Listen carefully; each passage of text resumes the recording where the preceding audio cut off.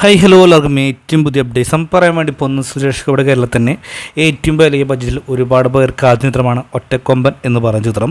തീർച്ചയായിട്ടും വളരെ ഒരു ആക്ഷന് പ്രാധാന്യം നൽകുന്ന പടമാണ്. ഒരു റിയൽ ഇൻസിഡൻറ്റുമായിട്ട് ബന്ധപ്പെട്ട സ്റ്റോറിയാണ് ഒറ്റക്കൊമ്പൻ എന്ന് പറയുന്ന കഥാപാത്രം. നമുക്കെല്ലാറിയാം കറുവാച്ചൻ എന്ന് പറയുന്ന കഥാപാത്രത്തെക്കുറിച്ചൊക്കെ അറിയാവുന്ന കാര്യം തന്നെയാണ്. കടുവയിലൂടെ നമ്മൾ കണ്ടതാണ്.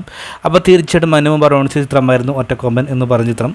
ഇതിലൊന്ന് വില്ലനായി നോക്കുക വെച്ചാൽ നമ്മുടെ മാർക്കിൽ വില്ലനായിട്ടുള്ള കബീർ ആ വ്യക്തിയാണ് ഇതിൽ വില്ലനായിട്ട് വന്നിട്ടുള്ളത്. മാർക്കിൽ ഒരുപാട് ചിത്രത്തിലുണ്ട്.